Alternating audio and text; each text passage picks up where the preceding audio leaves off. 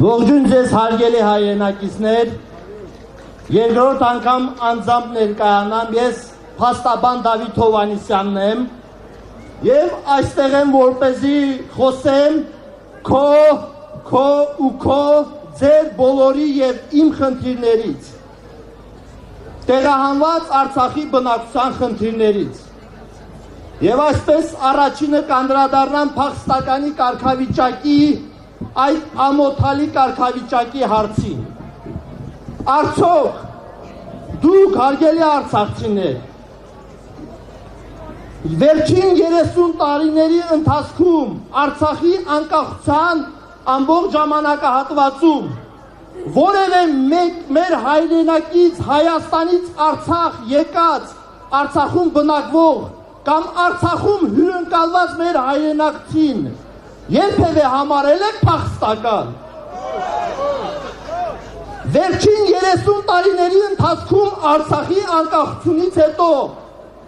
մինչև 2023 թվականը, երբ դուք եկել եք այստեղ մայր հայրենիք, ձեզ երբևէ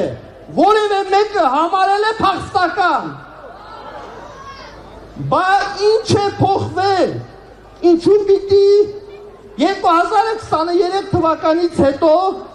ինչ-որ մեկի ցանկությամբ 150,000 մարդ դառնա փախստական մայր հայրենիքում։ Սա անարդարացի վերաբերմունք է արցախցիների նկատմամբ։ Չկա տարբերություն, ինչպես Արցախին, այնպես էլ Հայաստանի Հանրապետությունում յուրաքանչյուրը լենինականցին, գորիսեցին, Ղափանում ապրողը կամ արտիքցին նույն ձևի ստացել են նույն ազնագիրը, ստացել են նույն զինվորական գրքույկը, ստացել են նույն վարորդական վկայականը, նույն նույնականացման քարտը։ Եվ ինչու է հիմա 9 ամիս սովի մատնված պատերազմներով անցած ազգի ավելի շատ տառապած ազգի արցախցի հատվածը համարվում փախստական։ Սա անարդարություն է, որի դեմ պետք է պայքարենք միասնաբար, պետք է պայքարենք եւ արցախցիներով, եւ գորիսեցիներով, եւ երևանցիներով, ամբողջ հայազգով համատեղ։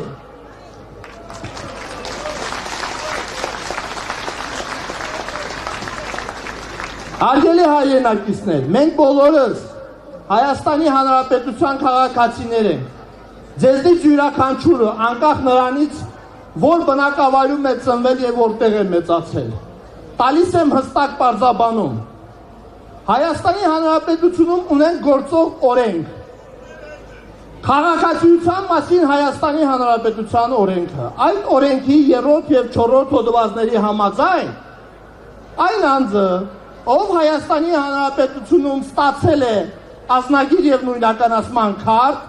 համարվում է Հայաստանի Հանրապետության քաղաքացի։ Այդպիսի ազնագիր եւ նույնականացման քարտ ստացել են բոլոր արցախցիները։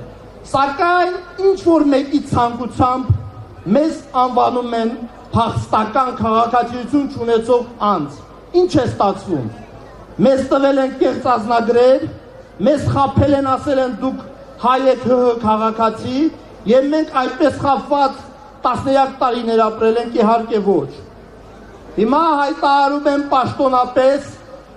որ որևէ մեկը բարոյական եւ իրավական իրավունք չունի որևէ արցախցու անվանելու փախստական։ Ինչպես նաեւ ոչ մեկը բարոյական իրավական, ինչպես նաեւ քաղաքական, նորից եմ նշում, քաղաքական իրավունք չունի ասելու, որ արցախցին քաղաքացիություն չունեցող անձ է, պետք է դիմի ստանա քաղաքացիություն։ Սա հայ ազգը պառակտում է, այսպիսի մոտեցումը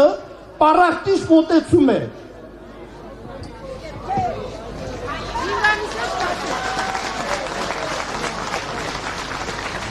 Հարգելի հայրենակիցներ, Արցախահայերը Հայաստանի Հանրապետությունում բախվում են բազմաթիվ խնդիրների։ Ձեզնից շատերը կամ շատերի հարազատները ունեն այն խնդիրները, որոնք հիմա որոշներին կանդրադառնամ։ Հարյուրավոր մարդիկ ուզում են անցնել կենսաթոշակի, քանի որ հասել են համապատասխան տարիքի։ Սակայն չեն կարողանում, քանի որ ՀՀ կառավարության որոշման համաձայն պետք է ներկայացնեն սոցվճարի մասին տեղեկանք կամ արխիվային տեղեկանք։ Արցախից տեղահանված անձինք չեն կարող ներկայացնել այդ տեղեկանքները, քանի որ Արցախի հարկային մարմինը կամ համապատասխան պետական մարմինը պետք է տա սոցվճարի մասին տեղեկանք, այդ պետական մարմինը պարզապես գոյություն չունի, լուծարվել է։ Իսկ Արցախի արխիվային փաստաթղթերի մեծ մասը հայտնի պատճառներով հնարավոր չի եղել բերել Հայաստանի Հանրապետության ազգային արխիվ հանձնել։ Եվ մարդիկ բախվում են այսպիսի հազարավոր խնդիրների, ասում եմ այս խնդրի լուծումը։ Հայաստանի Հանրապետության կառավարությունը պետք է կառավարության որոշման մեջ փոփոխություն կատարի եւ բռնի տեղահանվածների համար սահմանի, որ աշխատանքային գրքույկը, աշխատանքային ստաժի հաշվարկման համար բավարար է։ Եվ չպետք է պահանջի ոչ սոցվճարի մասին տեղեկանք, ոչ էլ արխիվային տեղեկանք։ Անդրադառնամ մի շարք այլ հարցերի։ Հայաստանի Հանրապետությունում արցախցիների համար գոյություն ունի թիվ 710L ՀՀ կառավարության որոշում, որի համաձայն այստեղ հավաքված արցախցիներից գրեթե բոլորը պետք է ապահովեն բնակարանով։ Ակնհայտ է, որ մեր շնչին հասանելիք այն գումարը, որը նախատեսված է որոշումով, բավարար չէ, բայց սրանից չեմ ուզում խոսամ։ Հիմա հարցը ո՞րն է։ Հարցը այն է, որ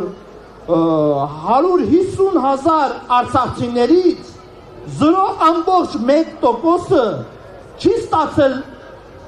չի ապահովել բնակարանով, իսկ ծրագիրը արդեն գործում է 1 տարի ժամանակ։ Սա ինչ է նշանակում։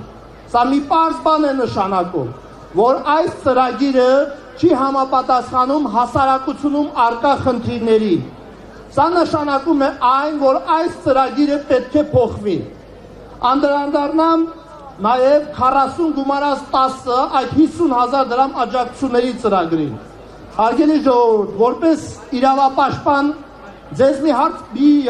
երևույթ եմ ուզում պարզաբանել։ Սովորաբար օրենքները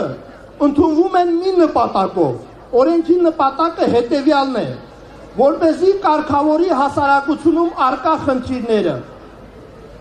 Հայաստանի Հանրապետությունը նախատեսել է 50,000 բնակվարձի եւ կոմունալ վճարի համար դրամական աջակցություն։ 23 թվականին անհրաժեշտությունը եղել է, 24 թվականին գումարները վճարվել են, անհրաժեշտությունը եղել է։ Ինչ է փոխվել 2025 թվականին, որ այդ աջակցությունները դադարեցվում են։ Արդյոք արցախցիները ապահովված են կացարանով եւ բնակարանային խնդիր չունեն։ Իհարկե ոչ։ Այսինքն մենք պետք է միասին պահանջենք, որ կառավարության որոշումները կայացվեն հասարակությունում առկա խնդիրները լուծելու համար, այլ ոչ թե ինչ որ մեկի ցանկությամբ։ Հարգելի հայրենակիցներ, եթե 100 տարի առաջ ցեղասպանությունից հետո ունենայինք հայկական ուժեղ պետություն, Արևմտյան Հայաստանի մեր հայրենակիցները չէին արտագաղթի Ֆրանսիա, Ամերիկա, Ռուսաստանի Դաշնություն։ Այսօր կունենայինք 6 միլիոնանոց պետություն։ Հիմա 100 տարի հետո պատմությունը կրկնվում է։ Ունենք 100,000-ից ավել Արցախից տեղահանված հայրենակիցներ, որից արդեն մոտ 20,000-ը արտագաղթել է արտասահման։ Հայաստանի Հանրապետության իշխանությունները պետք է այնքան խելք, կամք եւ ցանկություն ունենան, որպեսզի միջոցներ ձեռնարկեն, որպեսզի արցախցիները չտեղահանվեն։ Ինչպես նաեւ մենք պետք է հասկանանք, որ այստեղ հավաքվելը սա պայքարի ձև է։ Մենք չենք պայքարում որևէ մեկի դեմ։ Մենք պայքարում ենք հանուն ձեզնից յուրաքանչյուրի իրավունքների, հանուն հայրենիքում ապրելու, արժանապատիվ ապրելու, հանուն նրա, որ արցախցին չկոչվի փախստական հայաստանցին ՀՀ քաղաքացի, հանուն հավասար մոտեցման։ Ուրեմն, եկեք մեր այս պայքարի միտքը հստակեցնենք։ Մենք պայքարում ենք ոչ թե իշխանությունների դեմ, այլ մեր իրավունքների համար։ Մենք պայքարում ենք եւ հենց հիմա եկեք բոլորս միասին մեր պայքարի խոսքը ասենք, նաեւ կառավարության շենքը շատ հեռու չի, որպեսզի նրանք լսեն մեր պայքարի ձայնը ու ճիշտ որոշումներ կայացնեն։ Պայքար, պայքար, պայքար։